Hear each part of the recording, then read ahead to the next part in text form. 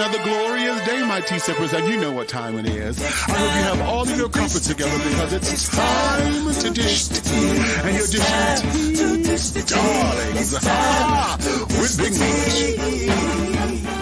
Can't wait. It's time to dish tea with Big Meat. It's time to dish tea with Big Meat. It's time to dish tea with Big Meat. It's time to dish tea with Big Meat.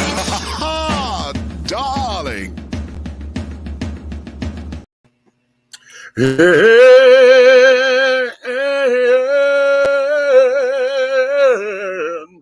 hello.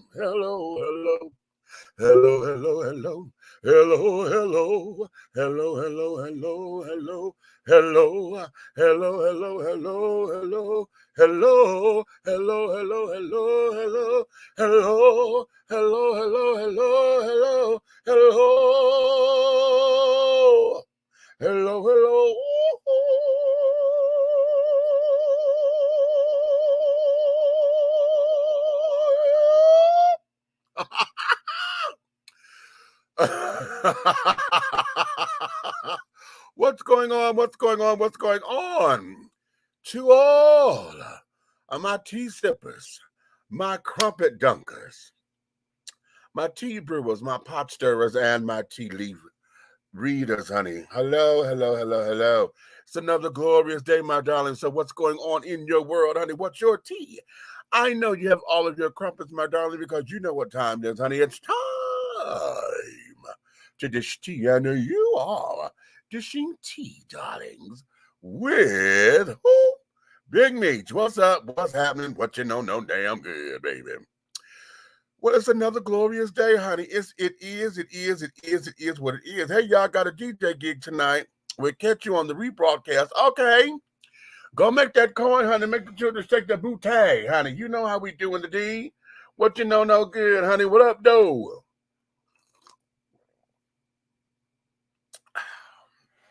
Yes, darlings. Okay, right. See there? Right, Leah, right. Don't you know good? Right, happy Friday. What's up, people? Hey, listen, babies, listen. We are about to get started into something that, honey, it's just one of those things, child. Listen, before we get started, I did not make a post yesterday. I was going to, but I got distracted, and my heart was heavy, because, you know, last week Friday, I told you guys that my coworker had died on the job, right? And that kind of hit me, and it hit me in ways that I didn't think that it would, because we're on the cusp, still riding the wave of having to have buried. We just buried Margaret, maybe a week and a half, 2 weeks ago, who was my, you know how you got your on the job husband, your on the job wife. This was my on the job big sister.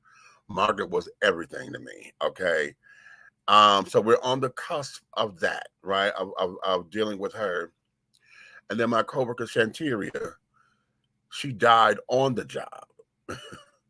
Okay. And that was tragic. It was a bit much for us to handle. I wasn't there during all of that. I saw her when she came in. And, I spoke with her like we always do. Hey, baby. Hey, Demetrius, how you doing? And she was, as she always does, racing to the time clock to punch in. And it was no biggie for me, right? I didn't think anything of it. And, we lost her that day on the job. Well, this past Sunday, one of my mother's older brothers passed. And it has shaken me, okay? Because I had put a post up on Facebook, and I told you guys I I wasn't going to get into the details right then or do my tribute to him, because at the time we had not told all of the family members and carrying on, and some important members hadn't been told yet. And so I did not want to put anything up on Facebook before they were told. And now that we are, we're getting all that together, I'm going to have to go home soon.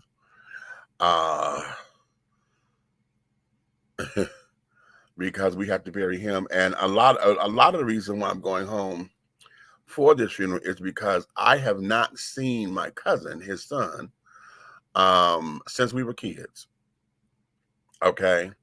I wouldn't know Paul Jr. if he came and knocked me in my head, child. Okay, I wouldn't know him. And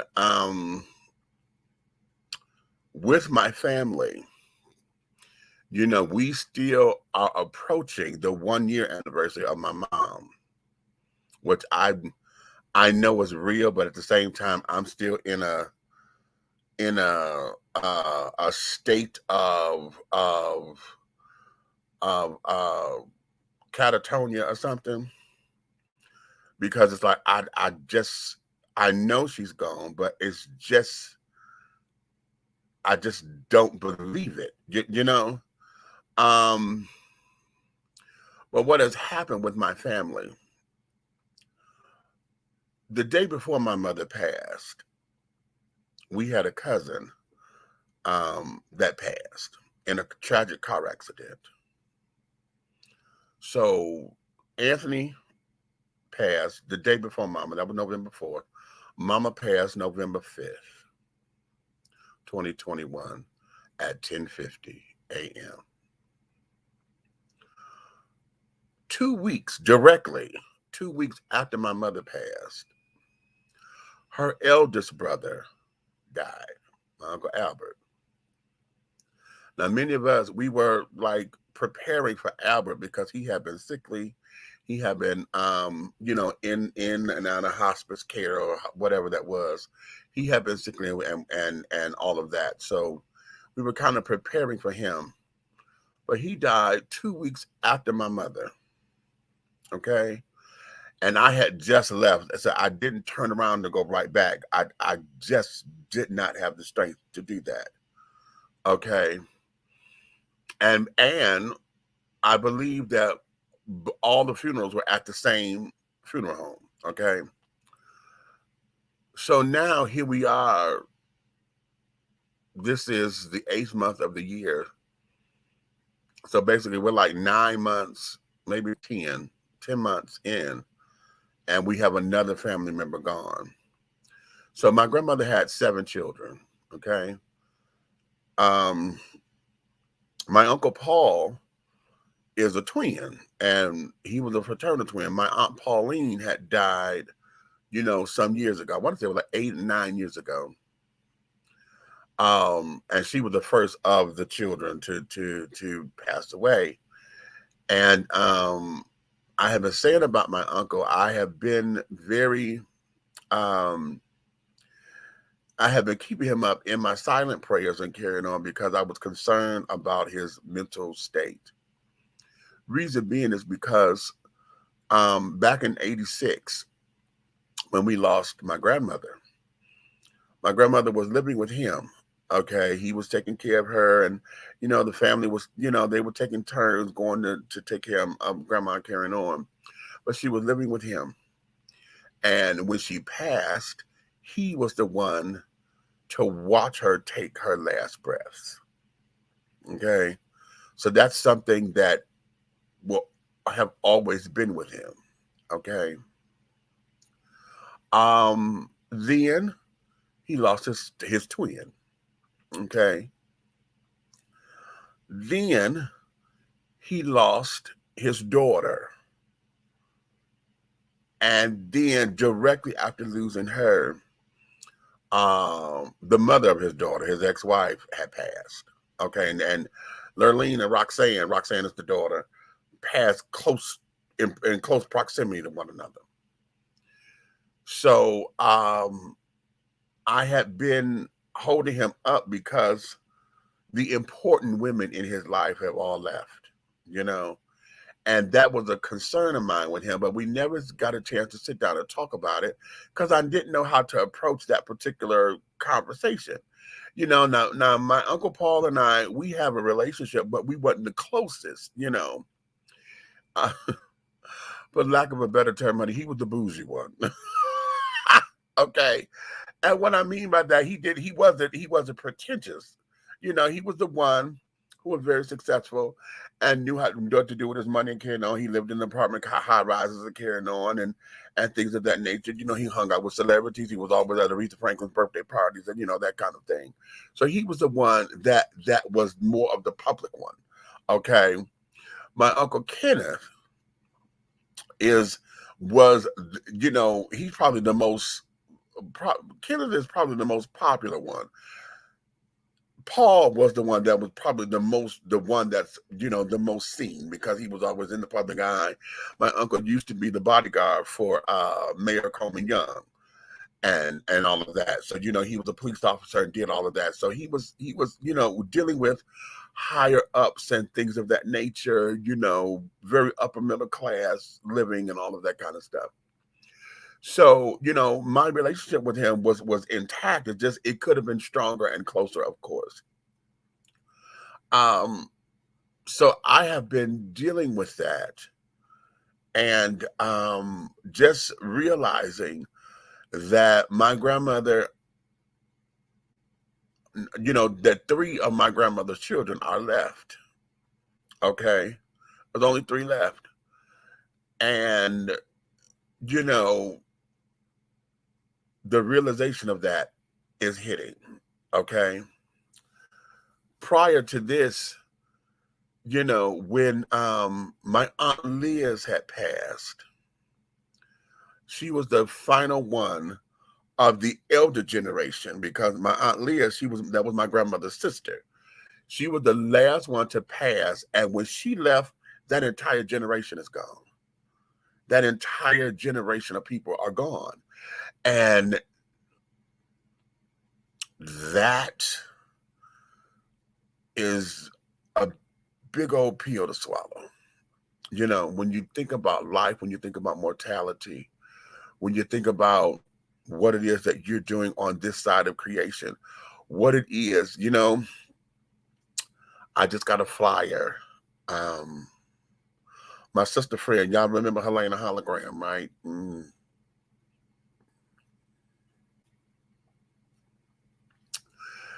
Her birthday is coming up and next month. And some of her children and stuff, they want to do a big show for her and celebrate her. And she and I always said this. We would sit up all night and talk about, on your obituary. She said the most important part of your obituary, honey, is not any other information that's on there. She said it's the dash between your birth date and your death date. She said that dash, and we child, that is the most important part of the obituary. What did you do? Now, these are her words here. What did you do with your dash? Okay. What did you do with your dash? And so I have just been in emotional something for the last week or so. I have just been in a space to where I'm like, okay, wow. It's, and I really believe it's the grief process really starting to hit me. Cause y'all know all of last year, I've lost so many people within the last 12 months. It is ridiculously insane. And, yeah. Okay. And still trying to process it and still trying to make sense of it, So I have just been in a state. Okay. And how I know it is because little shit start to aggravate me, beyond the normal. And I've been telling folks, oh, I'm on my period. But I was like, no, this is more than just period shit. And I do have one. I tell you that 3rd week of the month is my week. But this here is a little different. It's more so like and exclaim. Like when something gets on me, I exclaim to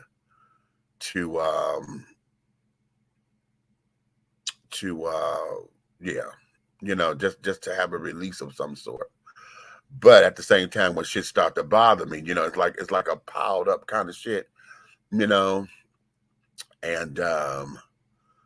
yeah. So that's kind of like where we are at the moment. And I was saying all that to say I did not post yesterday because I got distracted. Because yesterday it is very important to me on a few reasons. Number one, I'll start with yesterday, August 18th, 1995. That was the day that I first met my entertainment mama, honey, Miss Patti LaBelle. I have the picture up in here when she first kicked off her makeup line with Floyd Roberts. And I bought some makeup and carried on, and I got a picture with her. That was the very first time that I met her. I was living in New York City at the time. So I always celebrate the anniversary. What is also significant about August 18th is that that's also the birthday of one of my babies, honey, who he passed a while ago. And his name was Daryl Kynes. That was his birthday. And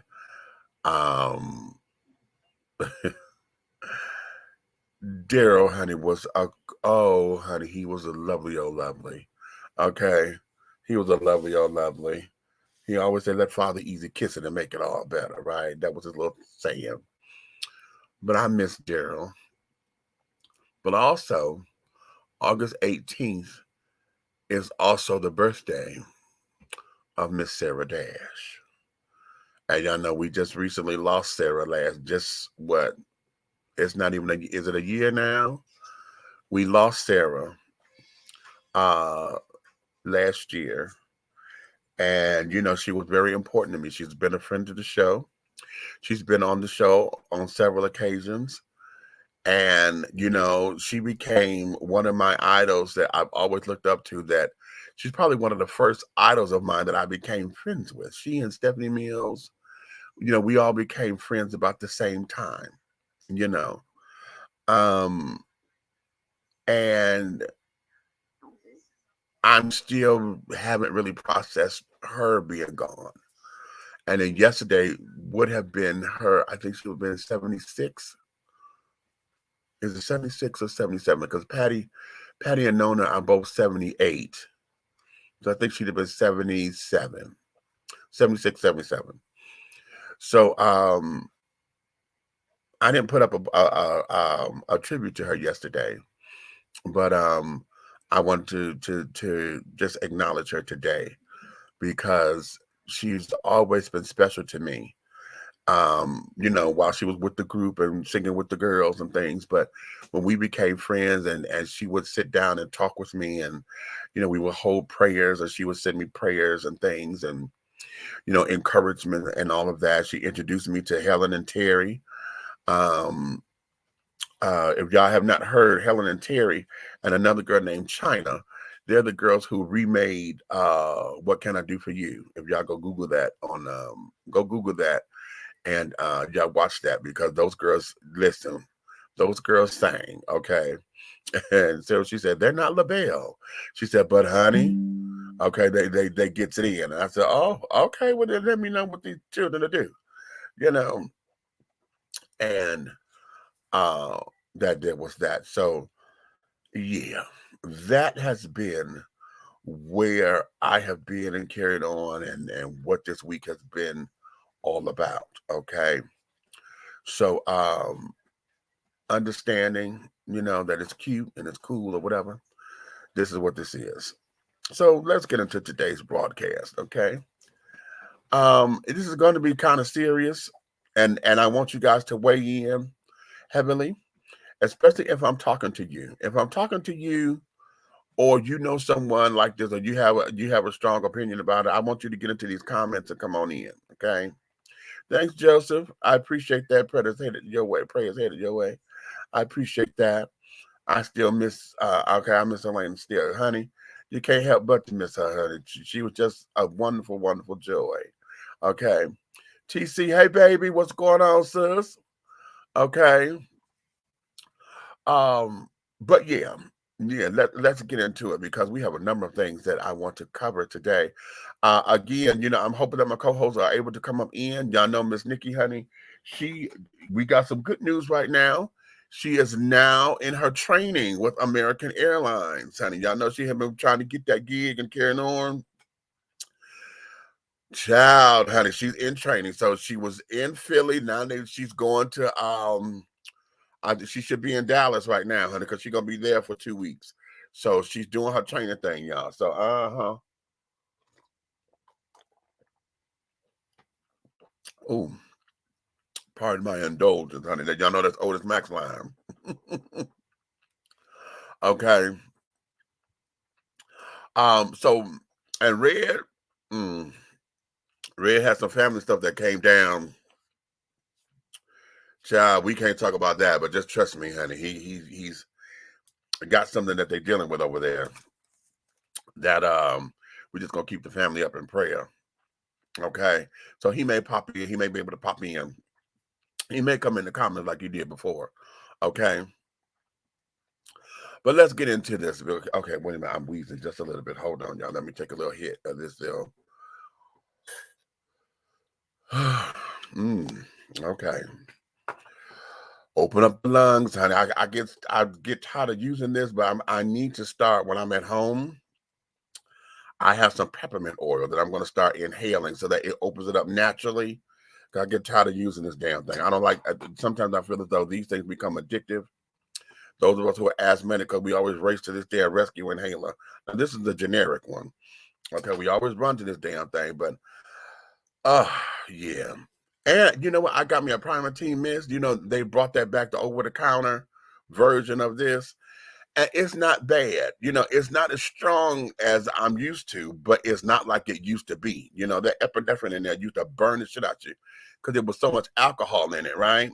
But they do something a lot differently with it now. So praise the Lord. So okay, let's get into this. Now I'm trying to figure out where I want to start because y'all, if y'all saw what the write-up is and carrying on, there's a number of things. One of the biggest questions I'm going to ask today, which is probably going to be the heart and soul of today's show, is why do we punish the children? Because we are mad at the other parent. Mm-hmm.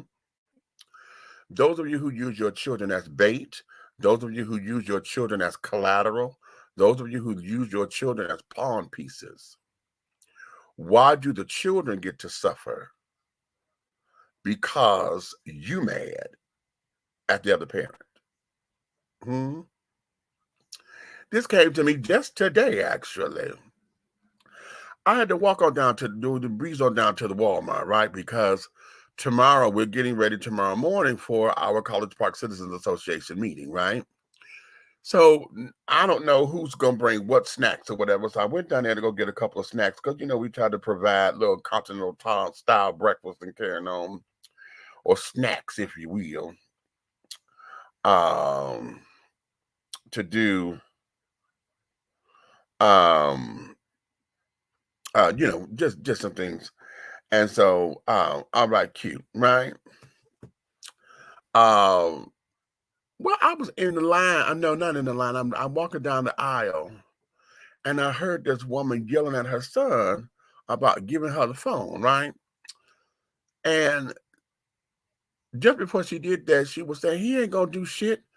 He ain't gonna do shit. I don't even know why you on the phone when I don't even know why he called and don't want to sit no goddamn child support. Right? And so then she don't walk down to the end of the aisle. The son is still back by the cookies and things because I'm in the snack aisle. She said, come here, boy. And she took the phone from him. And she went through because now she went to go block the number, right? And when she blocked the number, she sat down and told him, let this number come unblocked again. I'm going to beat your motherfucking ass.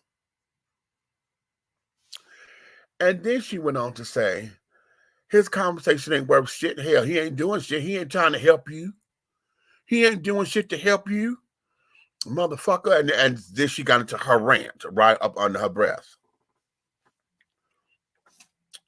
Now, part of me wanted to buddy because that was my question. Why are you punishing this baby? If that's his father, and assuming that's the father, if that's his dad, how come he can't talk to his daddy? Just because you mad at this motherfucker don't mean that the children got to be. You understand? That was the one thing that I know my mother did with us. She allowed us to build our own relationship with my father. Okay. And even though, yes, he did some fucked up shit that hurt us as kids by not showing up, the whole standard thing. Daddy promised that he'd come and never show up. Was supposed to send us some money, never did, and carried on. It was those kinds of things, right? I remember my very first play. Okay, my very first play. When my dad showed up, child, it was just everything to me, right? Because I was like, oh, wow, daddy, But when he got there, instead of giving me my praises and carrying on, the first thing he's on in on was the fact that I have fucked up a line. Okay, but it brought the comedy into the show, right? Because I had messed up the line. I was playing Santa Claus, and the line was Rudolph, Rudolph, and I hollered Santa, Santa, because when I first had the role, I was playing Rudolph, right? But then I stole the role of Santa from the other guy because I was trying to tell him how to say a line, and he just wasn't saying the line right. And so the teacher, who was, I forget what was her name, Mr. James something, he said, well, why don't you do the line? And so when I did it, he decided to give me the role instead, okay, and hire some, and then cast the other girl to be Rudolph instead, okay. So when we got down to that part, I was saying the Santa was supposed to be Rudolph, Rudolph. So I called it a thing, but to have my father there was something, right? But that was the only thing that he came to, because my daddy never came to nothing else, And at that time, it was all about, still trying to save the family and all that kind of jazz, So I'm not exactly sure what was what or how everything came to be or whatever the case is, or et cetera, et cetera. It's just that that's what that was. And so now, listen to this baby here or that particular interaction. It's like, wow. It's like, wow. So I'm asking all of you parents out there, okay, those of y'all who deal with baby mama drama, baby daddy drama, carried on, those of y'all who quick to want to talk about child support and shit. But it's more than just getting that money. It's more so about you wanted to either have spend time or you mad because the man don't want you no more. Okay. And what is, since we on the subject, what is this about I don't want that bitch around my kids? Or I don't want that other nigga, trying to chastise and try to father my kids. If you ain't there, fucker, if you ain't there, or if you are not an active participant within the raising and rearing of that child, what the fuck does it mean to you because somebody else is standing in the gap? Are you don't want to look like a fool? You don't want to look like, the zero? Because you're not doing anything. If you're not doing anything but requiring or offering up lip service and can't back it up, or you sit up there on your man thing, honey, because you figured out because you just sat up there and made all these goddamn kids that's supposed to make you some kind of man or something. Why are you not an active participant in the child's life? Why? I'm trying to understand that. And ladies, because most of the time I've not heard, no, that's not true. That's not true. I have heard that. We don't hear it as much. I rarely hear men who come down on the woman when he's the single father. Okay. We very rarely hear what that is, or hear from his perspective of what that is. Because oftentimes that now, truth be told, I'm gonna say often, I'm gonna say a lot. A lot of times, men with children are able to get women in his life who want, especially if he got daughters. If he has daughters, if you got a virtuous woman and carrying on, honey, that she wants to be around to help you with the children and help you with the girls and help do their hair and take them shopping. She wants to do all those things to try to impress you, because if that's a way to get closer to you, that's one thing. But the self-righteous bitches, honey, who feel as though you having kids is interrupting their pockets, you having kids mean that you're gonna put your kids first, and they can't get their hair did because you got to get the kids school clothes. They're not going to be in your favor anyway. Okay.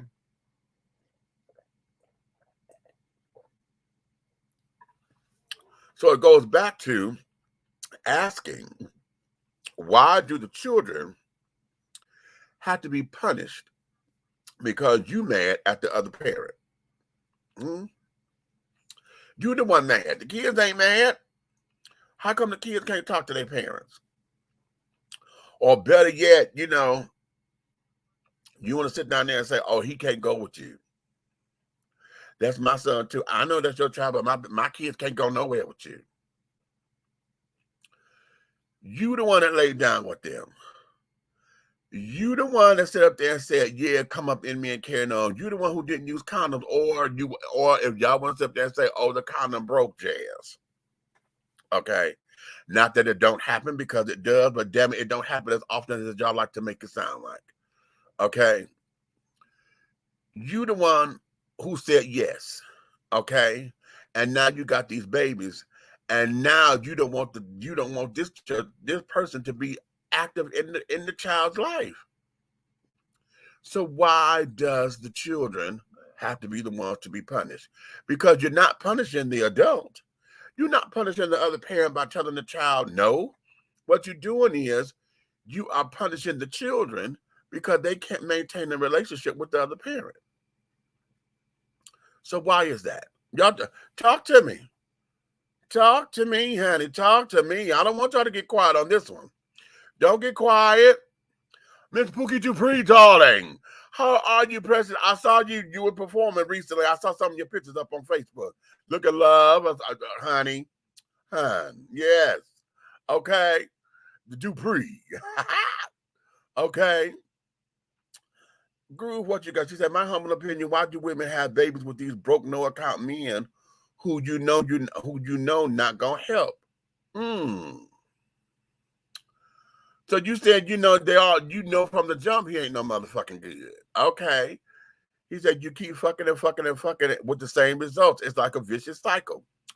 Wow. Groove, baby. Okay, you calling them out.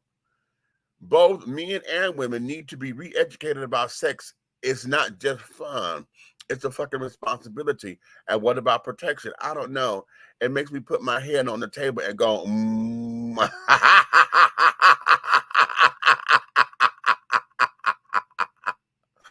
Okay. Even if he can't provide money, let dad spend time with his kids because they need it. It is not about the man and the woman no more. Right. That part, honey. That part. Okay, I'm here shaking my head at the shenanigans. I've seen it happen to others, and it's dumbfounding. Listen, it is completely nerve-wracking. Okay, it is completely nerve-wracking. Okay, wait a minute. What you say is good to, and that's all they get out of it. They go back because the sex is good, and that's the only thing that they have in common. It's the sex, because that's all they want, or that's all they claim they want. But if the sex is that damn good, why aren't you doing what you need to do to protect yourself? If you know damn well that you don't want no damn kids by this motherfucker, why in the hell are you not doing what you're supposed to do to make sure that that doesn't happen? And see, it's bitches like this, okay? And I'm calling all of them bitches, men and women. It's bitches like this who sit up here, and this is why the whole abortion thing is up for grabs, because it's you girls who don't want to take care of yourself And y'all the ones who want to be quick to go run and get an abortion and carry it on and use an abortion as birth control to your bad decisions, which is why a lot of people are against abortions and carrying on, because they don't see that they understand rape and incest and this, that, and the other. What they don't get is those who make the decision to say, I don't want this child. Okay. And most of the time, the people who they're speaking about are those who consider using abortion as birth control, especially if you have more than one. If you have more than one, then that means, honey, that you're not doing something right and you're being irresponsible with your body. Okay. And pretty soon you keep having abortions, honey, you're not going to be able to have children. Because after so long, you're only going to go through so much scar tissue or whatever, and then you will not be able to produce. Okay? It's just crazy. The kids need both parents for a good example, and not just one. If you lay down with the badass, that's your fault. You should have used protection. Fuck this Raw's Law shit. Groove, I think I'd hit a nerve with you, girl. But I want to understand that. I really and truly want to understand what this is, okay? Because after listening to that in the Walmart today, child, I'm telling you, child, it sent me over the moon. Because I was like, damn, I mean, the woman was just huffing and puffing and carried on and this, that, and the third, and just to go on. I'm like, well, shit. At least let the boy have a relationship with his daddy. You know? Why? And then you blocking numbers and shit. You know, block the number. Okay, and you're going to threaten the child. Let this number come on, blocked again. I'm going to beat your motherfucking ass.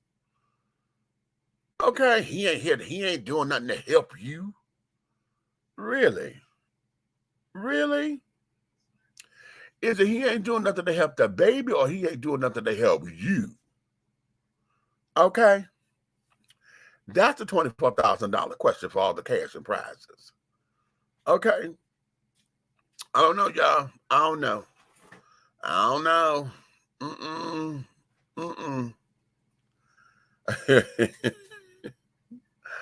Let's go here. I was looking at something on Facebook, and this child stood up here and said that he was taking a vow of celibacy, and he was going to be celibate until he found Mr. Right. Okay. And my whole thing has been, I've always thought that folks were using that word wrong, right? I'm like, no, it's not being celibate. It's about being abstinent. Because celibate means that, at least my definition was, that you were still virginal, honey, and you had not had sex. And that you were not going to have sex until you found Mr. Right or whatever. Abstinence, I thought, was, you've had sex, but you took a vow to say, no, I'm not going to do this. I'm going to abstain, for a little piece of time. But child, I guess my definition has been completely wrong, or my understanding of it, because I come across this thing here. Let me share this page with y'all so y'all can read along with me. Okay. I came across it, and when I saw this chat, I was like, really? Okay. It shook me. Because I was like, oh, well, wait a minute, honey. I've been doing this all wrong, because I wanted to get up there and correct it, because I was going to say, wait a minute, honey. You mean abstinent, blah, blah, trying to be sophisticated, But this article here, y'all see this is from learningreligions.com. And this is celibacy, the difference between celibacy, abstinence, and chastity. Catch it, okay? So let's see. It says here, the word celibacy is typically used to refer to a voluntary decision to remain unmarried or to abstain from engaging in any sexual activity, usually for religious reasons.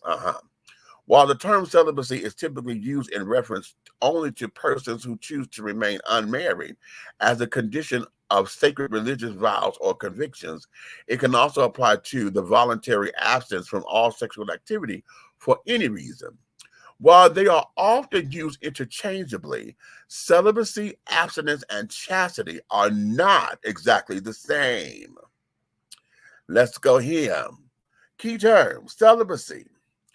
Celibacy is a voluntary choice to remain unmarried or engage in any form of sexual activity, usually in order to fulfill a religious vow. A person who practices celibacy is said to be celibate. Okay. Abstinence is also called continence, as it is the often temporary strict avoidance of all forms of sexual activity for any reason. Chastity, from the word kastasis, means purity, embraces abstinence as a praiseworthy virtue according to the prevailing social standards of morality. Okay. How about that? Okay, now I'm gonna stop there for a minute. Let me come back to y'all so y'all can see me. Okay. Let me come. I'm a solo me. Okay. So let's understand. Okay. So now, when we get all off into chastity and abstinence and carrying on, how many of y'all have always said, "Oh, I'm celibate"? And you know, the joke is, okay, well, yeah, I sell a little bit too, a little bit over here, sell a little bit over there if the price is right, you know, that kind of thing. But how many of us absolutely take that seriously? You know, when you're trying to go through a cleanse, you know, how many of you say, okay, you know what, I need to just be. We always say, I'm gonna be celibate for a minute because I need to just cleanse my body. I need to get rid of, you know, whatever toxins, whatever negative energy, whatever that is. How many of y'all believe that sex is not just physical, but it's also spiritual? I'm gonna say, raise your hands, but y'all can't raise your hand. I sure was about to say that. Raise your hand. Okay. But how many of y'all believe that sex is also spiritual? Okay. I am one who thoroughly believes that, and I believe it because of the connection. Okay. When you are in sync with your sexual partner, everything moves. It has an ebb and flow with it. Okay. And it's always perfect. When you are in sync, you're in sync, you know, and it's like a rhythm. It's like a dance, you know. You sway and they sway, you know. It's like doing a tango or something. That's why they call it the horizontal, vertical tango, or horizontal mambo or whatever. But oftentimes, you know, when you connect on that level, that's what makes, you know, when in terms from fucking to making love and carrying on, because you connect on so many different levels. And a lot of that is spiritual. Okay. For those of you who are into the leather culture, okay. When you're into that leather culture and carrying on, the whole idea, and many of us don't understand it, you know, but the whole idea of trust and everything, of being a dominant and a submissive or whatever, is that I trust you and I'm going to willingly submit to your control and submit to your commands. Okay. However, the sub is the one that has all the control. And that's what people don't understand. I try to tell that to all of my straight men. I'm like, listen, every time you had sex with a woman, look at every time you said you had the bomb diggity. When you had the bomb diggity, I said, what happened? It was because she said yes to everything you were going to do, didn't she? It's because why? She was willing to let you go there. She gave you permission to do it. Otherwise, it wouldn't have been done, right? She gave you that permission. So oftentimes what you think is about being the sub or subordinate or the submissive, they're usually the one that have all the power and the control. Because at any given point, this could be over. Okay. And anytime it is not on their whim and you press past that, then that becomes rape. Okay. But in this case, a lot of times, a lot of us, we get upset at our sex partners or whatever, or we get mad at men and carrying on, or you're mad at your woman or whatever, and you want to swear off something. Oh, fuck this shit, I'm done, I'm swearing off women. And when straight men say that, that becomes, everybody would want to say, oh, that's sus, bruh, that's sus. Well, I'm so sick of that. Everything is not suspicious or nothing. Ain't nothing suspicious. And most of the time they don't mean it how they say it. When they tell us, oh, I'm giving up on women, fuck all this. But you ain't running to men because you're not attracted to men. Okay. For those who are heteroattractional. But oftentimes, what it means, what I believe that they're saying is a lot of times is that they just need a break. They need to take time to cleanse. They need to take time to renew, redevelop, reshape, reclaim all of this, all of their body. They have to put some kind of reverence back to it. Give the body its temple again. Let the temple have reverence once again. It's kind of like how those who wear dreadlocks, after so often they have to cut them, and start over because it's a cleanse, because all that the hair carries so much, and when it carries all of that and holding all that weight and this, that, and the other, all that spirit, you have to cleanse. So a lot of children end up cutting them off to start over. Okay. Then sometimes they don't. They just say, you know what? I just need to be free from all of this. You know what I'm saying?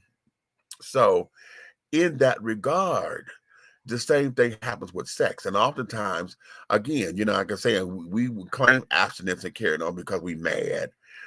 Something didn't happen. Something, we mad at the person. We mad at maybe the culture. For those of us who are alphabet children, oftentimes, we lump everybody in one old lump. Okay, I'm so sick of black men.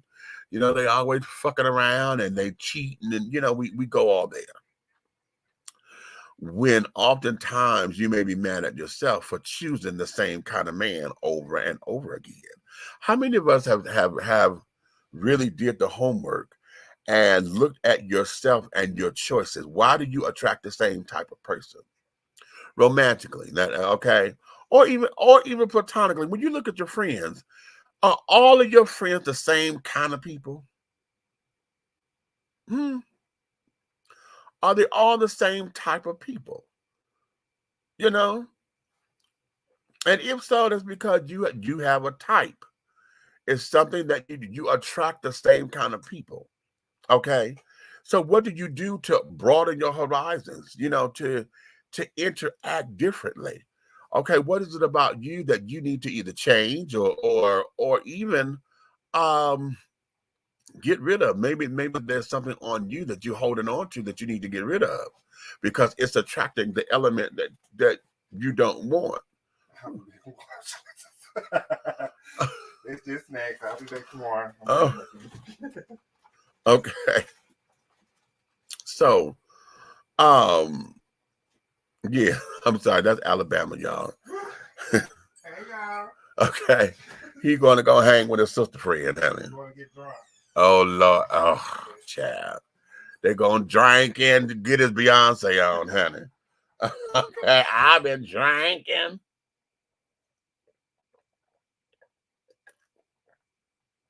Well, okay.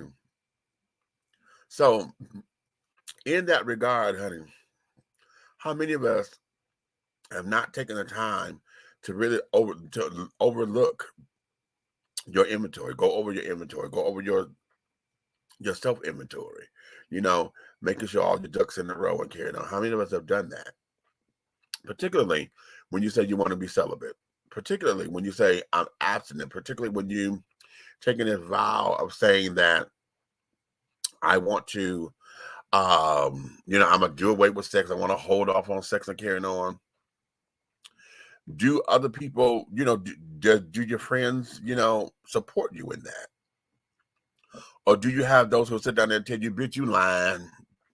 You know your ass, as soon as a hot motherfucker come, bitch, you know you're going to open them legs right on up.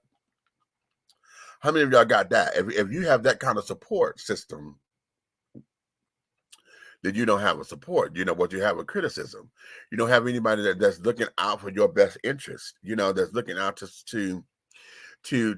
help you to elevate and to grow. Okay. And then here's the thing. Is there an end goal? What's the end result? Because oftentimes, you know, in your efforts of wanting to cleanse yourself or whatever, what did you have in place to say, okay, I'm doing this for what? Okay. Once we do the cleanse, what is it that I want out of this? What are the goals to come? Because if you do this cleanse and then end up doing the exact same thing you've been doing, what was the cleanse for? Okay, what was it for? Okay, was it just to dump and to, you know, was it just to eliminate so that you can stockpile it back up again? You know, what's your end goal is the question on all of that. So, yeah. So, okay, let me see. Wait a minute. Let me go to the comments. Horizontal mambo. Yes. Okay. I've been celibate for years. I'm waiting for the one who, when I meet him, I'll know him. Yes, for spiritual reasons. Okay. Yes, I believe sex is spiritual as well as physical. Most folks forget that. They just think it's a fun thing to do with your bodies. Yeah, that there is true. And a lot of us get caught up in the fun of it, but a lot of us forget about the responsibility of it. You know, sex, as fun as it is, there's also responsibility, and not just for you, for your partner as well. Okay. I cannot stand, I deplore selfish sex. You understand? I deplore it. Because that means that you're only in it for you. You ain't thought shit about me. Okay.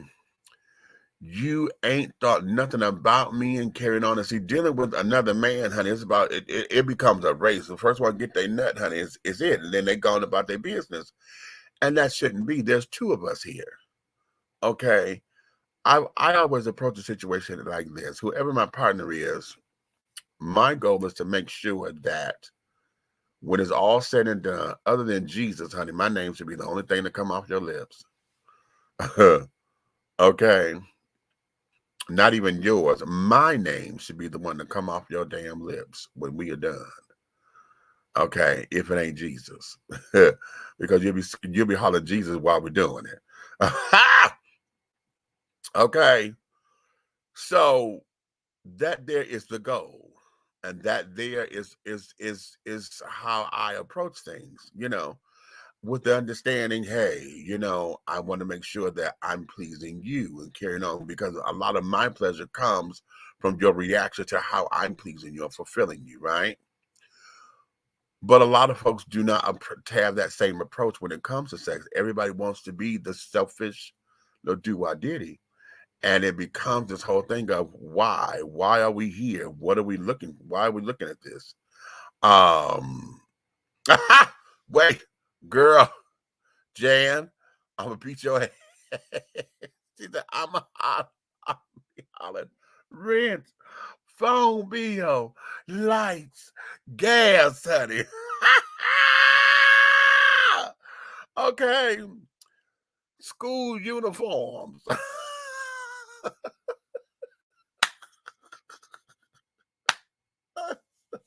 Groceries.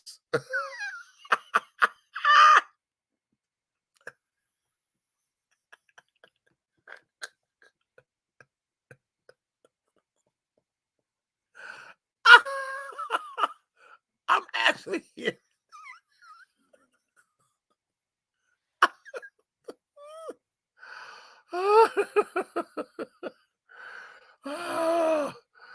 It can be spiritual with the right person at the right time. You know what? Here's the thing. It is always spiritual. The thing of it is that if you're not connected with the person on that level, it won't be. That's what it is. Okay. Wait a minute. That says they hit that cotton out. Woo!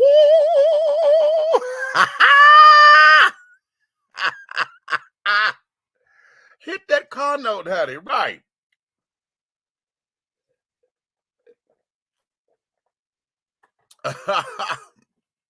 Oh, Lord. That's funny. That is funny. But yeah, let's go back to the article. Because it says, wait a minute.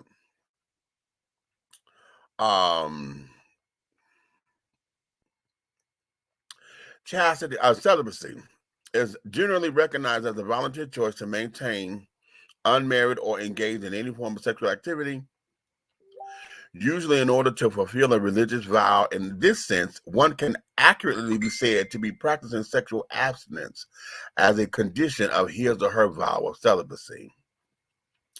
Abstinence, also called continence, refers to the often temporary strict avoidance of all forms of sexual activity for any reason. Chastity is a voluntary lifestyle that involves far more than abstaining from sexual activity. Coming from the Latin word casticis, meaning purity, chastity embraces abstinence from sexual activity as a praiseworthy and virtuous quality according to the standards of morality held by a person's particular culture, civilization, or religion. In modern times, chastity has become associated with sexual abstinence, particularly before or outside of marriage or other type of exclusively committed relationships. Celibacy and sexual orientation. Here we go. The concept of celibacy as a decision to remain unmarried applies to both traditional and same-sex marriage. Similarly, the lifestyle restrictions implied by the term abstinence and chastity refers to both heterosexual and gay sexual activity.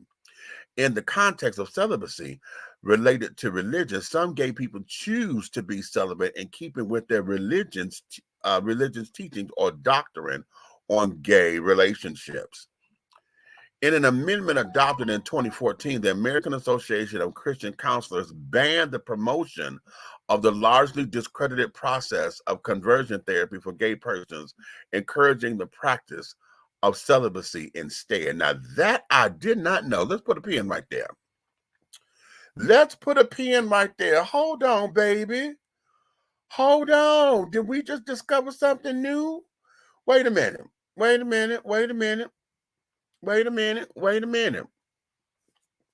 Because this is starting to open up something here. If what they say, the association, wait a minute.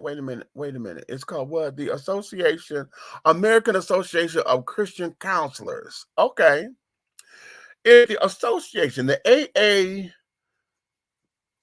AACC, okay. American Association of Christian Counselors. If the association have banned the whole idea of conversion therapy and carrying on, okay, of sex, then that means that they have gotten away, they're basically doing away with pray the gay away at some resorts. But they are staying with, if you claim it to be gay, that you need to be celibate for religious reasons. It's kind of saying like, almost, I'm not saying this, it's almost the same as taking a vow of chastity or whatever for those who go into being the nunnery and the whole Pope thing and the what they call it. Oh God, I can't think of the name of what they call it when they go into religious teaching in Canada. Those who are going to be Catholic priests and things, when they go into that particular doctrine, when they go down to the children. Okay, those who are going to be monks and all that kind of stuff, they take that vow of chastity. Okay, priesthood. Okay, thank you, Chad. It's that simple. It's another word that I'm looking for. It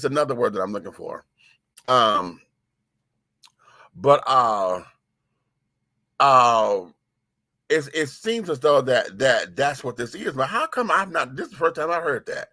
The monastery. Thank you. That's what I'm looking for. That's the word. Okay.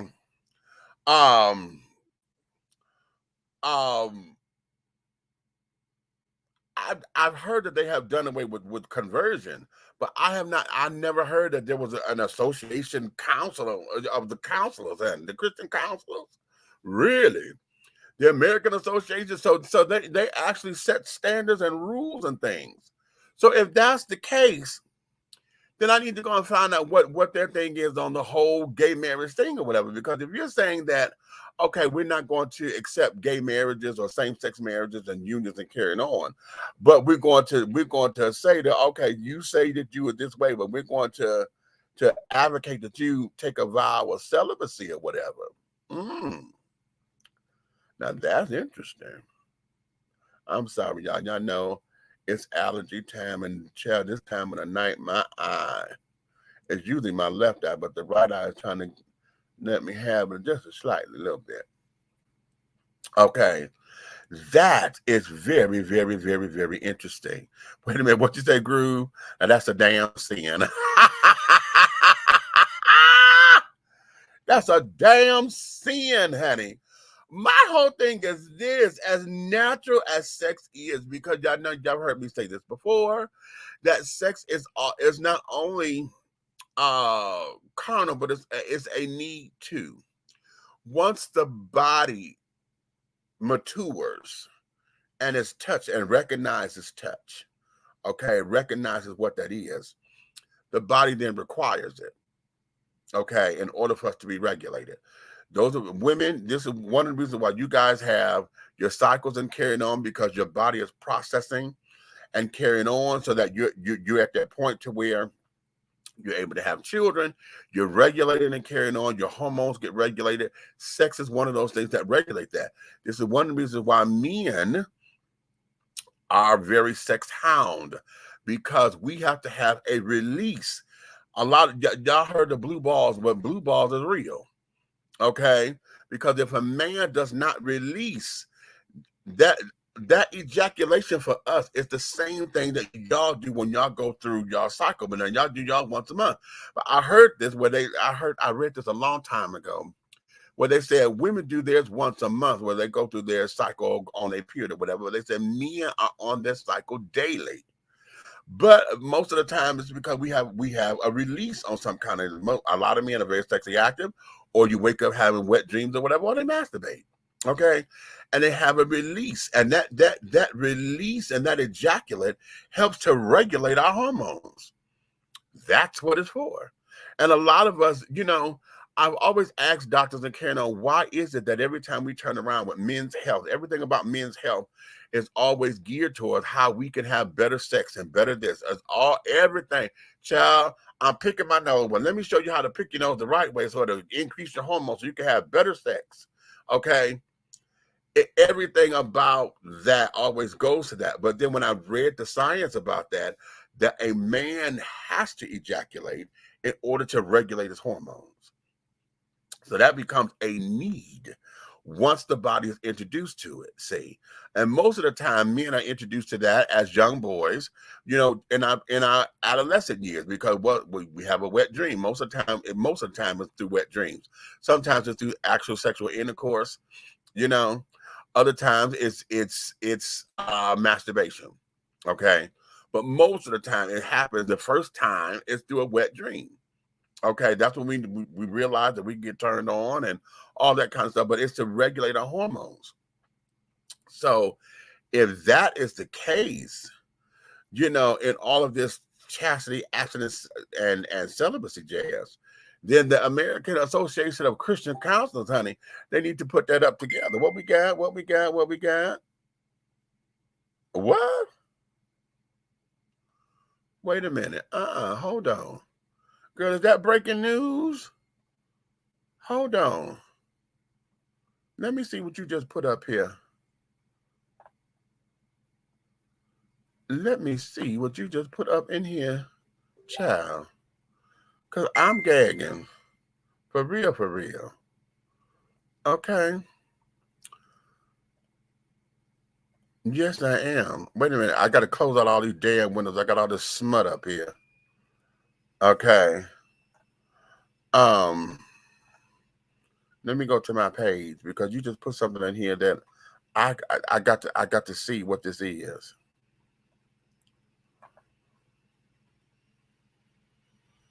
Oh, and this is here. Okay, this is here. Oh, and this is dated for today.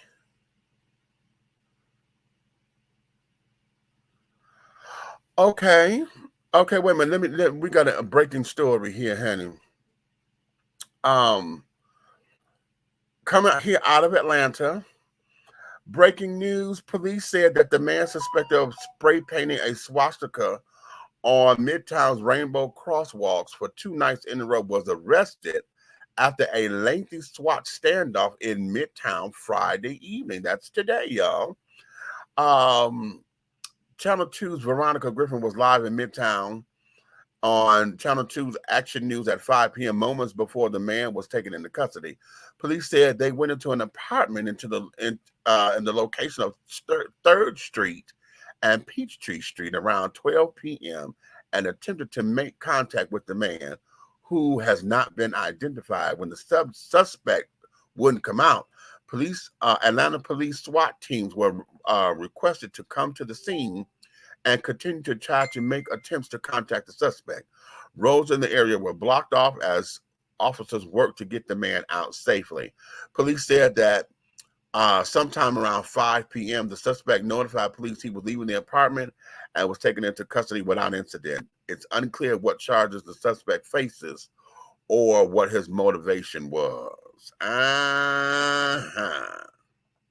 Well, what you say, cheering? Okay, and okay again. So you know what? Let's jump gears. Let's jump gears because see, here we go. Now they got him. But I want to go here to this other story that I'm gonna tie in with this because this is breaking news. We'll come back to the celibacy thing in a minute. Let me go here, okay? Because they got him and he just painted a swastika, okay, on the crosswalk, okay? Check this out down here in Florida, children. Wait a minute. Where is it? Here it is. This is coming from LGBTQnation.com, okay? And it says, in Florida, neighborhood, Wilton Manors, and I was just there. For New Year's Eve, honey. In Wilton Manors on Tuesday, a man was tackled to the ground after he pulled out a grenade at a bar. The takedown at the popular watering hole, the Quarter Pub, was captured on surveillance tape outside at the bar's front door around 9 p.m. Witnesses say the incident started when the man, whose identity wasn't released, walked into the bar and set a grenade down in front of him. He showed me a grenade, he said. He said, "Don't be scared," bartender Joseph Shakespeare told South Florida Local 10 News. "I was just thinking, stay calm because we have a lot of people in here and this is our community, so I want to keep everybody safe." As they talked, Shakespeare says the man claimed there were guns in his car as well. A bar regular and former Marine Darrell Darling, not Daryl, I'd say Darrell, it might be Darrell Darling, overheard the exchange and moved in to help. The man, quote, was agitated at somebody at the bar looking to pick a fight, Darling recalled. He had shown me a grenade immediately as I walked up. It looked real. Darling kept the man occupied in conversation and bought him a drink while Shakespeare called his boss, who notified the police and quietly got the rest of the crowd outside. The bartender handed me a note that said, the guy behind me has a grenade, one witness told WSVN News. I grabbed my stuff and I left. While patrons made their escape, Darling says the two talked about their histories in the military and the police. "I used certain intentions to keep his focus on me, so we will at least be ones leaving the bar," Darling said. When the bar was cleared out, Darling talked the man out of the front door and made his move. "I grabbed one hand, swept his full leg out, and then pulled my full weight on his back on the back of his body so he could not get up, Darling said. Wilton Manors police were waiting and took the man into custody. A statement from WMPD described the man as an emotionally disturbed male. He was remanded to a mental health facility. His grenade was a dud.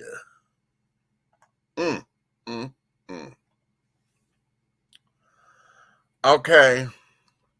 Now, you're damn right. This was not in mainstream. This was nowhere near mainstream news. And that was my whole thing about that. Like, wait a minute. And again, this is Florida. Okay, I got 2 stories from Florida today. And I'm really pissed off about that because I'm like, okay, wait a minute. Hold up. Because what I'm getting sick of, this is what I'm getting sick of. Because we are about to start this shit again. Okay. We are about to start this bullshit all over again. And I want to go here because this here is part of it. Okay. This here is part of it. Okay. Y'all see this shit?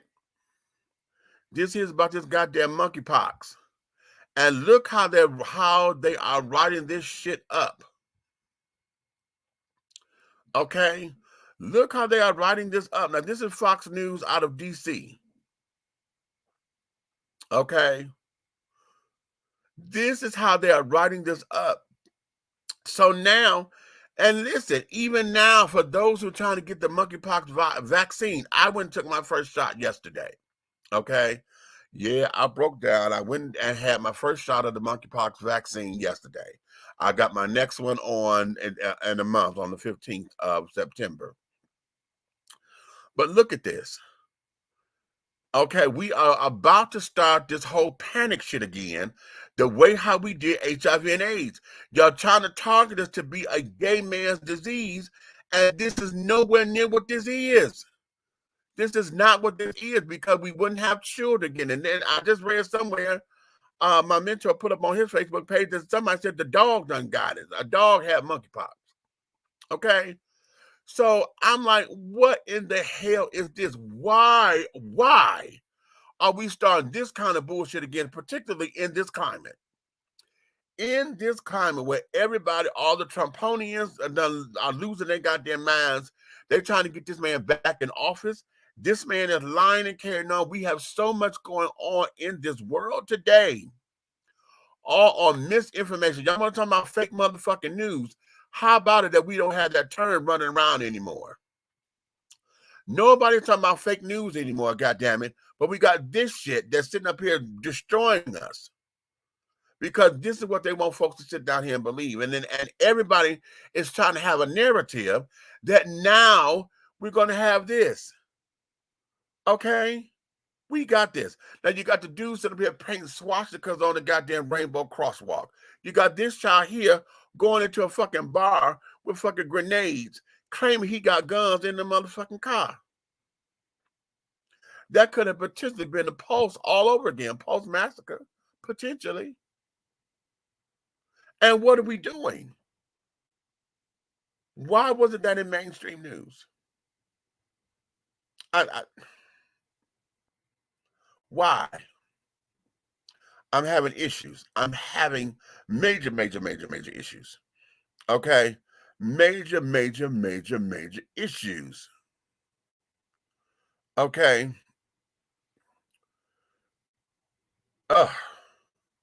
What you saying? Fox News is full of shit, especially here in D.C. Okay? Oh, that's right. You there.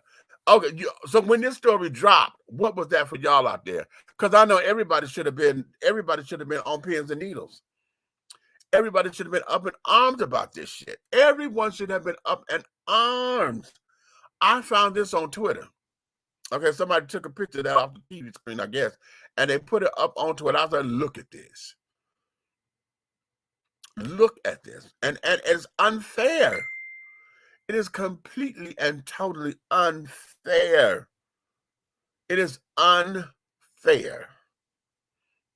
Okay, unfair. Now, y'all hold on. I got to get up and turn this air down because I'm starting to get a little hot. Okay. What'd you say? Shit, mostly everyone I know was calling bullshit on it. Okay. Get out of my head, means I was just thinking about the AIDS Panic 2.0. See, because that's what it is. Okay, that's what it is. That's exactly what it is. Because we have gotten to a point now to where all this shit is starting. They're treating it just like that. Okay, they treat it just like that. And now you're giving the evangelicals ammunition to come at us again. You're giving, just the right-wing children, okay, those who claim that there's some kind of gay agenda, you're giving that, for those who don't want to fund medical, the Affordable Health Care Act, you're giving that, because now y'all going to turn this into a Democratic thing, saying that the Democrats are for the gay children. It's finna be some unnecessary bullshit. Okay? This monkeypox is an everybody thing. Okay, it is an everybody thing. How in the hell are they connecting this only to gay children? I have no clue. I have no clue. Look who in the comments, y'all. The internet is really bad where I am. I still watch, so I will watch in the playback. Love you. Okay. She can't get no connection to her. She would have came in. But here, let me take a commercial break right now. So I can turn the air down and I got to refill my cup. Okay, let me do that. I will be back in 2 shakes of a lamb's leg, honey. Maybe. Okay. Hold on. Where do I want to start? Ooh. Not right there. We'll start here.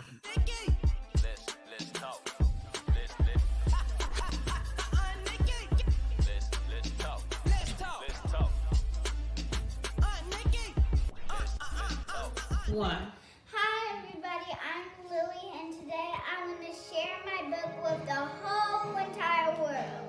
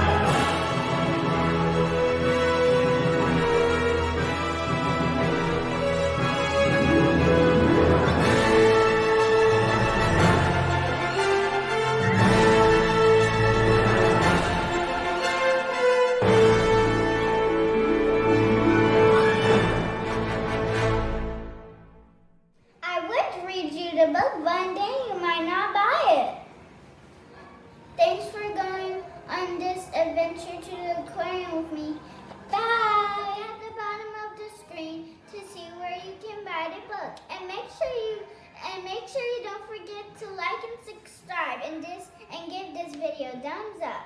And make sure you subscribe to my YouTube channel. We're not asking for your permission. We're not seeking your approval. We're claiming what's ours in the name of our ancestors. We are their answered prayers. This is more than a movement. This is a revolution. Black innocence. What are yours today?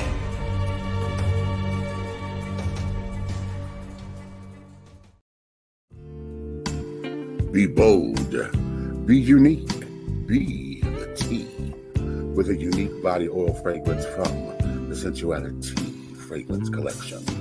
The Sensuality Collection embodies a unique array of customized original scents created by Big Meech. Indulge yourself in such fragrances as eye candy, foreplay, anticipation, shower fresh, naked beauty, or pay homage to the motherland and choose an oil from our exclusive Wakanda collection. Over 17 different scents that will tantalize your senses. Order yours today Log on to www.dishingtea.com for more information. Because remember, it's all about the tea. Sensuality, that is.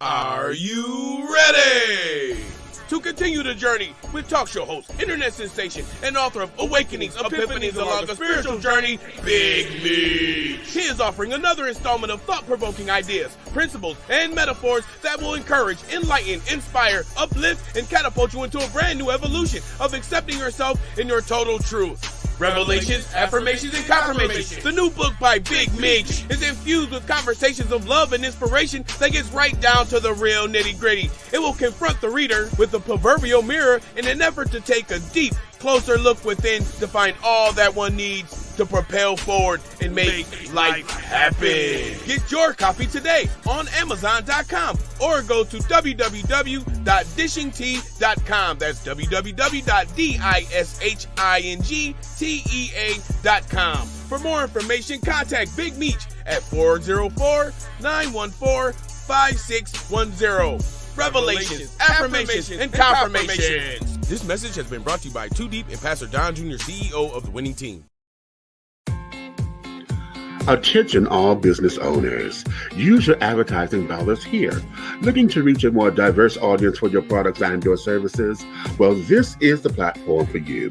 Dishing Tea Entertainment welcomes all businesses who wish to expand their brands and looking for clientele that's more than grown and sexy, but also the seasoned and sophisticated. For more information on how this spot can be yours, contact Big Meech at 404-914-5610 or go to our website at www.dishingtea.com.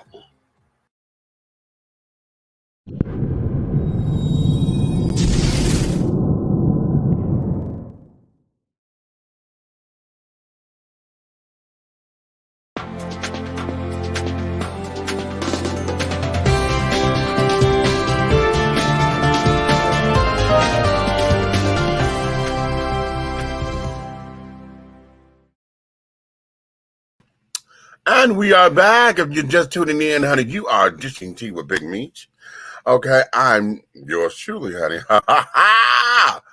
And we're going to get right into it, honey, right back into it, okay? Oh, excuse me. Oh, not like that.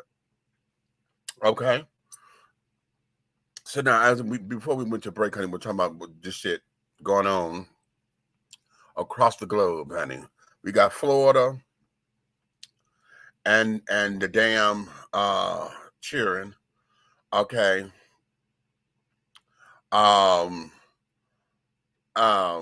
With the hand grenade and things, you know, in Wilton Manors and things of that nature. You got the children over here in Atlanta, okay, painting swastikas and shit on the rainbow crosswalk and things of that nature. Which, on the side note, y'all know when they put that damn crosswalk down there, I was against that whole thing to begin with. Why? Because though it is cute, and it was, oh, well, it marks the territory, child, the upkeep of that damn thing is ridiculous. Because when they first did it, it was nice and vibrant. But hell, y'all know how streets are. The shit get all gloomy and carried on from a distance. It's cute. You get right up on it, that shit is listless, you know, ran through and things of that nature. Oh, it's just, it was, to me, it was a waste of goddamn time. Okay. And everybody there, everything there already flying rainbow flags and carrying on to say this was the gay part of the city. We didn't need the goddamn crosswalk as far as I was concerned. It was just dumb. It was a waste of money as far as it was just a waste of money. Okay. But that's just my opinion. And you see, I got outvoted because the children, honey, they wanted that shit and they got it. So, okay, cute. Okay. But here, let's stay down here in Florida, okay? Because here's another story that I wanted to let y'all have at it with, okay? Now listen to me carefully. The title of this it says, school says LGBTQ students will be asked to leave immediately if discovered. This is written today by Mr. Alex Bollinger. This is coming from LGBTQ Nation, okay? .com, that is. A school in Florida sent an aggressive email comparing homosexuality to incest and bestiality to parents, letting them know that if their kids come out as LGBTQ, they're going to get kicked out. Quote, students who are found participating in these lifestyles will be asked to leave the school immediately, end quote. Read an email sent by Grace Christian School Administrator Barry McKean this past June. The email had the subject line, important school policy, points of emphasis, please read. Quote, we believe that God created mankind in his image, male, man, and female, woman, sexually different, but equal dignity. Read the email from the Valrico, Florida school. Where's Valrico? Okay, somebody tell me how close Valrico is to what is this neighboring major city that we know. Therefore, one's biological sex must be affirmed, and no attempt should be made to physically change, alter, or disagree with one's biological gender, including but not limited to elective sex reassignment, transvestite, transgender, or non-binary gender fluid acts of conduct. He quotes Genesis, wait a minute, Genesis 1, 26 through 28. Wait a minute, pull that up. Pull that up. Genesis 1, hold on. Wait a minute, children, wait. Oh, wait, here we go. It looks like somebody already pulled it up. It's right here. Okay, now which version, honey? Hold on, I'm gonna get back to the story, but I want to pull this up since he's quoting scriptures. Okay. Let's do the English Standard Version. Okay. And Genesis 1:26 said, then God said, let us make man in our image after our likeness, and let them have dominion over the fish of the seas, and over the birds of the heavens, and over the livestock, and over all of the earth, and every creeping thing that creeps on the earth. So God created man in his own image, and in the image of God he created him, male and female he created them, and God blessed them. And God said unto them, be fruitful and multiply, and fill the earth and subdue it, and have dominion over the fish and of the sea, and of the birds of the heavens, and over every living thing that moves on the earth. Okay. I didn't realize that was where that was, but okay, there we go. Okay, so that's Genesis 1:26, right? So that's his quote. Continuing on, students in the school will be referred to by the gender on their birth certificate and be referenced in the name in the same fashion. We believe that any form of homosexuality, lesbianism, bisexuality, transgender identity, lifestyle, self-identification, bestiality, incest, fornication, adultery, and pornography are sinful in the sight of God and the church. Genesis 2:24, Leviticus 18:1 through 30, Romans 21:29, 26 through 29, 1 Corinthians 5:1, 1 Corinthians 6:9, 1 Thessalonians 4:2 through 7. I'm not going to read all that. However, you get it, okay? The email said that parents would, quote, have to agree to all policies and procedures before your children may start school in August, end quote. Students and former students are saying that the school is particularly anti-LGBTQ, even for a private Christian institution. One former student said McKean would deliver anti-LGBT messages during chapel. He's started yelling about, if you're gay, you're going to hell, the former student told NBC News. It's Adam and Eve, not Adam and Steve.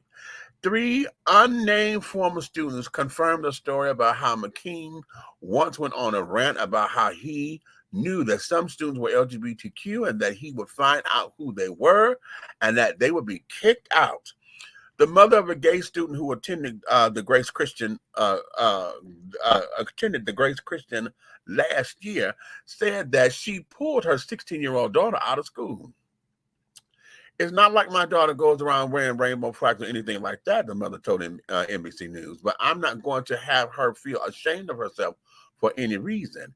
She said that she enrolled her daughter in another Christian school that's more accepting of diversity. At the new school, I feel normal, the teen said, explaining that she used to feel like a social outcast at Grace Christian. A transgender alum of Grace Christian who graduated this past year said that the LGBTQ students at the school knew that they couldn't be out. It was not something that I could be open about, he said, describing the climate of fear for LGBTQ students in school. Only a select few of my friends could know about it. Sometimes we couldn't even know if we could trust people in our friend group because we didn't know if anybody would say anything to faculty. We know from data, from surveys, from a long track record of LGBTQ youth that policies like this are inherently harmful, Josh Bell of the LGBTQ organization One Orlando Alliance said. Students who receive these messages are much more likely to experience depression, to experience suicidal ideations, and to socially withdraw, to become vulnerable, really, to all sorts of harmful coping mechanisms. Okay. So that's the school. Okay. Now, I'm going to tell y'all, for me, this just sounds like that this particular administrator has a hang up about gay folks and carrying on. And see, this is one of the children, honey, to where if it was said that he was fucking around, I would expose his ass. Now, this is somebody who I would out immediately. Okay. I don't believe in outing people, but this motherfucker here, if it ever came out that he was fucking around, yes, I would put his ass completely on blast. Why? Because of the hell he's putting everybody through. Okay. The absolute hell that he is putting everybody through, all in the name of trying to quote a book that I dare say he don't believe fully or whatever, but all because he wants to quote the Bible and carrying on and then get all these particular scriptures and this, that, and the other. And I'm here to try to understand why is it. Y'all see, you keep wanting to say that this is being pushed on the kids and carrying on. There's nothing in that school. If it's a Christian academy, there's nothing in there that's going to be so pro-LGBTQ to where they're going to be coming in with rainbow flags or whatever. If the kids are gay and understanding their orientation, then let them be children. Okay, or teenagers. Let them be teenagers. Why is it that you're so busy trying to promote something? And aren't you doing that very same thing that you're saying that this so-called gay agenda is doing? You're promoting a lifestyle, honey, that not everybody agrees with. Right? You're promoting a lifestyle that not everybody agrees with. Okay? So what makes you the exception to the rule if everybody else is pushing something down somebody's throat? Okay, as an administrator and as a leader, you can have your your rule of school of conduct, your code of conduct and carrying on, or how the students are to behave while in school and carrying on. And it could be done tastefully without saying, putting any kind of qualifier on it. You'll be just in uniform, a school uniform only. The curriculum is going to be this. There's rules and there's ways to do that because you're talking about schools age students. Okay, that have to be in compliance. So why did this become anything else? Okay, what you say, Leia? They're doing more harm than good. Me doth protest too much. Okay. So listen, I am so, this becomes infuriating, and then it becomes nauseating, and then it just becomes fucking tiring at the same time. Because when we're dealing with all these kinds of things, listen, I understand when we're dealing with traditional children, everybody's belief system is different. Not everybody is as open-minded or as liberal-minded as I may be, and I consider myself to be somewhat of a moderate, maybe a little bit more leaning on the liberal side sometimes, but I'm more moderate, okay? I believe that, there's a certain ills that need to happen. Okay, but once we come to balance and carrying on, everything is all about balance. In this particular world, everything is about balance. Okay. Once we get it balanced, then we're able to coexist. That's the whole thing. I don't have to agree with it to coexist. I just govern myself accordingly. If I don't want to do drugs or whatever, I'm not going to put myself in a position to where I'm going to be around those who do, because that ain't my bag. Okay. Not my cup of tea. Okay. And boom, call it grace. But this particular administrator is fucking me up. Okay. Because the students are saying he's always on a rant, he's always on this, he's always on that. And usually, y'all know what they say, honey. Usually the ones that's the most loudest with those kind of shits, honey, are the ones.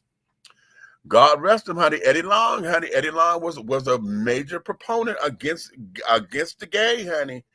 I swear, when I first moved down here to Atlanta and they did that march down to the Capitol building to talk about homosexuals carrying on and blah, blah, blah, I said I couldn't stand that man, honey. I could not stand him. And then what happens? We get the big old scandal, and now the man is dead and gone. Okay? And now the man is dead and gone. Okay? So it's absolutely ridiculously insane. Okay, just insane. So, all right, Florida, y'all doing too much down there. And I said that again. Y'all doing entirely too goddamn much. Okay, you're doing entirely too damn much. Okay? So now let's talk about somebody who's doing something on the plus side of this. Shout out to Dwayne Wade. Shout out to Dwayne Wade, honey. Okay. Listen. Zaya Wade got a big assist from her dad, Dwayne, on Thursday when the retired NBA star filed court papers to change his 15-year-old transgender daughter's name. The three-time Miami Heat petition filed in Los Angeles Superior Court states Wade has full authority to make decisions on his daughter's behalf, and that he notified his former wife and Zaya's mother, Sylviane Funches, of the legal action as a courtesy. Court papers state that the teen called Hidden Hills home. Zaya Wade came out as a girl 3 years ago when she asked her parents, Wade and actress Gabrielle Union, to call her by her new name. Wade told Ellen DeGeneres in 2020, our then 12-year-old came home and said, hey, so I want to talk to you guys. I think going forward, I'm ready to live in my truth, and I want to be referred to as she and her, and I would love for you guys to call me Zaya, end quote.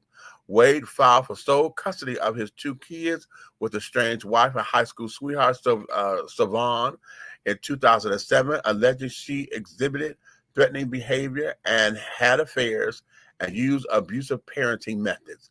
Wade and actress Union married in August 2014.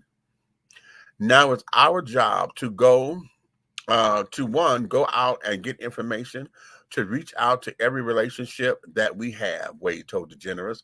My wife reached out to everyone on the cast of Pose, and we're trying to figure out as much information as we can to make sure that we give our child the best opportunity to be, her best self. In 2019, Wade and Union became active supporters of the LGBTQ advocacy organization GLSEN, a group dedicated to ending bullying and discrimination in schools. As a family, we believe inclusion and equality are two essential pillars needed to move toward growth and progressive thinking and actions in our society, Union wrote on an Instagram, announcing a $50,000 donation. The Wades made headlines earlier that year when Union attended Miami Beach Pride with her stepkids and the couple's daughter, Kavia. The group posed on a parade float, and Wade captioned the Insta post, "We support each other with pride." We are proud, Wade told DeGeneres. When I say proud, we are proud parents of a child in the LGBTQ plus community, And we're proud allies as well. We take our roles and our responsibility as parents very seriously. So, okay, children, what y'all thoughts about that? Dwayne went down there to the courts on behalf of his trans daughter and said, she has my permission and my blessing, honey. We're going to legally change her name. Okay. So what's your thoughts? Y'all like that? Okay, we're a step closer, you know, of the baby being who she truly is. Okay. So what is that for you? What does that mean for you? What does that look like for you in your worlds? Okay. What does that look like in your worlds? Hey, cuz, what you say? Be aware of your surroundings. Okay. You heard about Uncle Paul, right? I'm sure your daddy called you. Okay. People like this is why I don't claim to be Christian anymore. A child of God is good, but Christianity for me is out. Okay. I don't like school superintendents or whosoever that was at that Christian school. Exactly. Okay. Good for them, and they need to enjoy their lives. Exactly. Honestly, that is great support. Okay. Yes. I applaud the process for Zaya and Dwayne Wade. Okay. And there you have it, children. There you have it. All right. There you have it. The kids are coming through, and see, you know what I'm gonna tell you what I would love to hear Dwayne and Magic Johnson. I would love to see them two sit down and to have a conversation. Okay. I would love, damn, if I could pull that off here. Damn. I could pull that off here for Dish and Tea.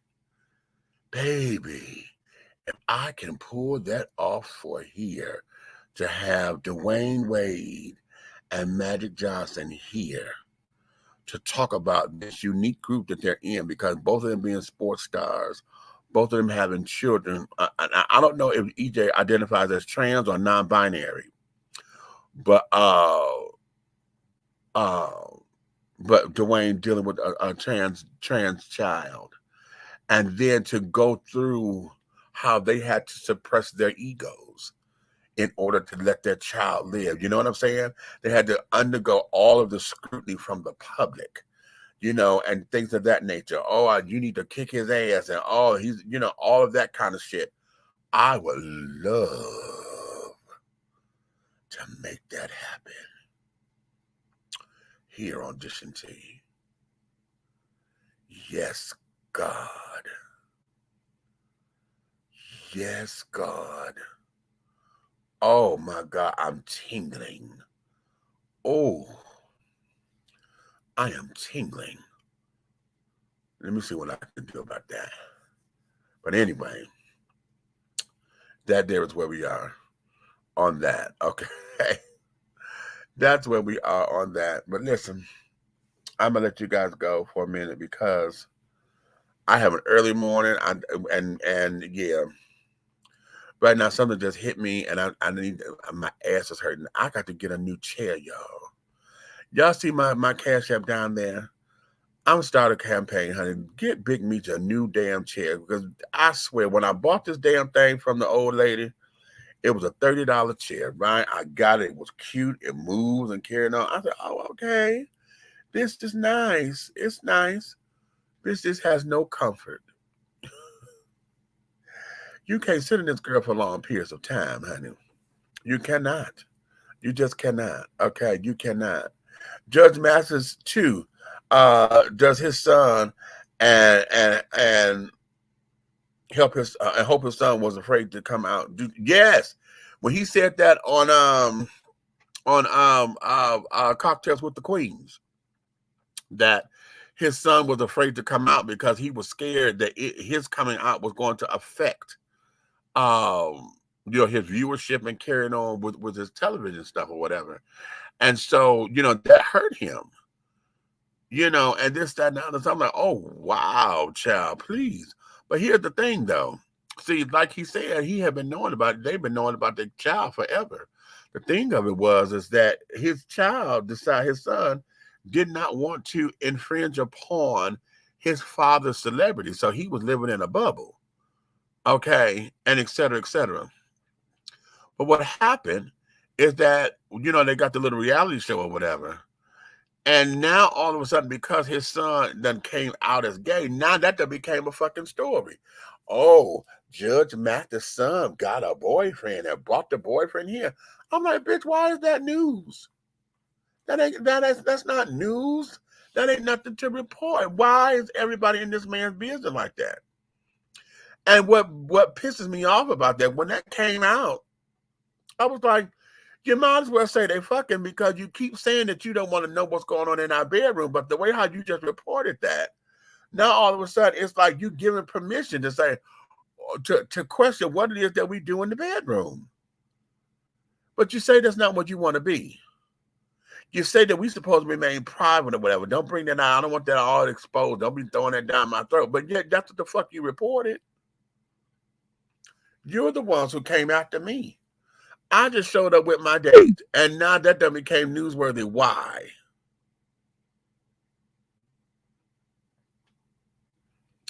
Dumb. Stupid. Okay, I don't. Oh, but it's the psyche of the people, honey. It is the psyche of the people. Honey, I'm going to put up in here, I'm going to tell y'all, go listen to Queen Latifah's song, honey. They're just people. In fact, it's called People. Okay? It's a wait a minute. Let me find it. I'm gonna put the link up in here. Oh no, I don't want to do that. While I'm doing this, I'm gonna give y'all some recommendations. Okay.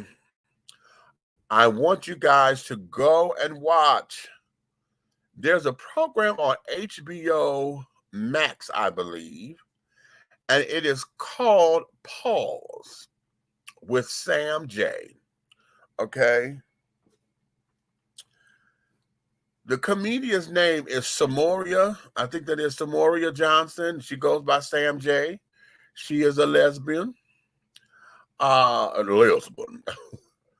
she has an interesting show called Pause. Okay. Now, I just became new to it today because all on Twitter, everybody was putting up the picture or the clip from the naked basketball game that they had. Okay. It was an all-male league, and it was a naked basketball game that they had it was an LGBT something or another, right? And I'm tired of saying to them, I've been reading all this shit. I'm sick of saying them all them alphabets. Okay. And I was trying to find what episode that was on because we only got the little 2-minute clip on Twitter. But what I ended up doing was looking at her content.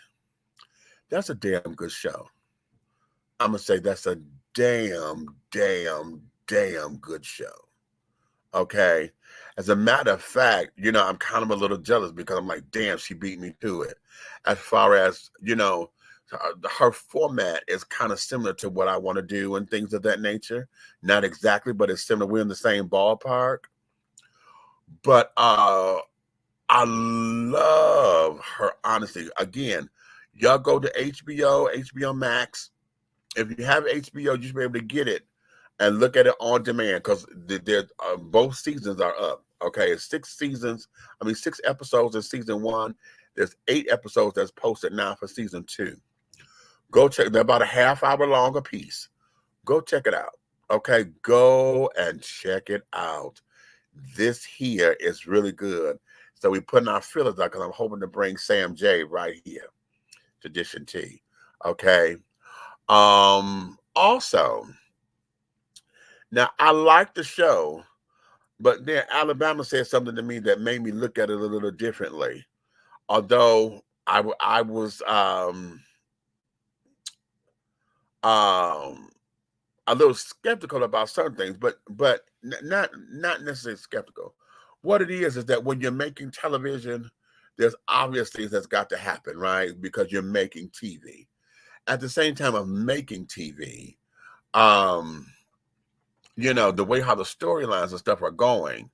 Basically, what Tammy Roman's show is called Caught in the Act, and it's basically cheaters meets Iyanla Van Zant Fix My Life meets reality show. Okay, name them and you got it. Okay, so it's a combination of things that goes here, and I really enjoy it because I like how they're what they're doing and carrying on and what's coming out of it. But because you're making television, there's just some things about it that gives me a little bit of that way. I'm like,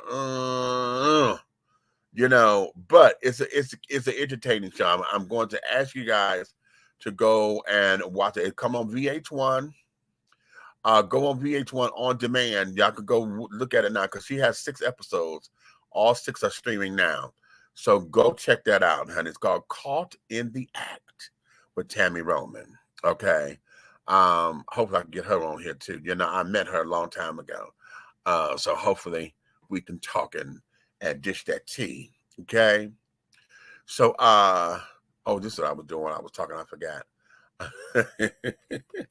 I'm gonna put the link up here to the song I want y'all to go see. I mean to go listen to.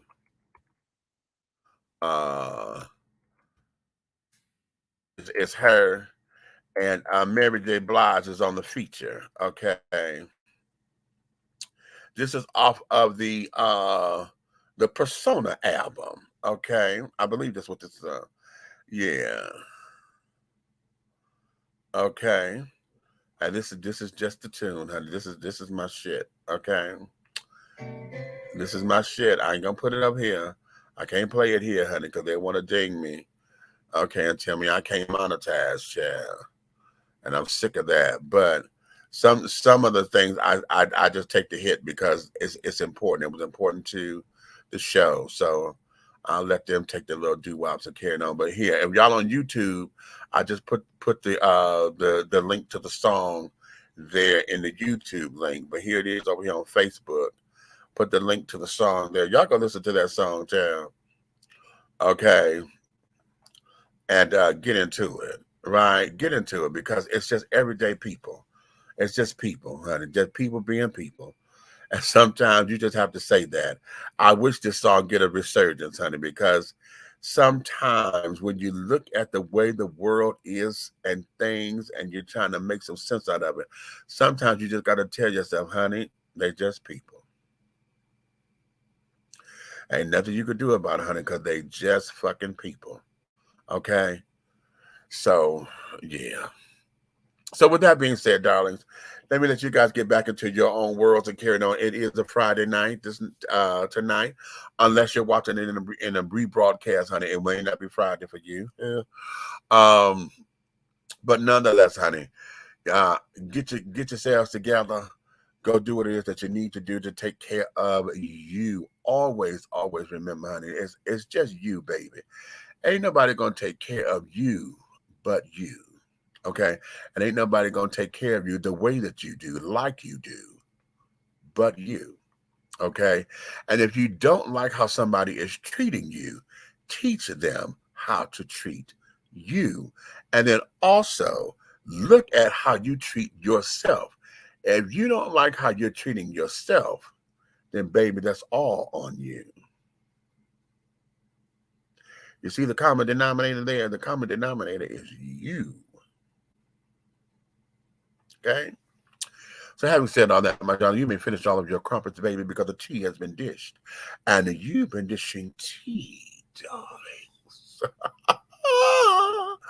With the big meat and in the absence of my co-host this time, honey. It's all moving and grooving, honey. We thank you and thank you and thank you again, honey. If you love us like you do, honey, like, subscribe, and share on all the platforms that you see us on, that you hear me talk about, honey. But if you hate us, if you think that we full of shit and all that other jazz, then I encourage you, tell your enemies then. Tell your enemies to come over and to like, subscribe, and share. Because, darling, one thing I want you to understand fully, that everything that we're doing here at 3 the Hard Way, the Syndicate, honey, everything that we're doing, will move forward in any way, shape, style, form, and or fashion. Okay. Having said all that, my darlings, we love you. We thank you, honey. And I will see you guys on the next go round, honey. So until then, honey,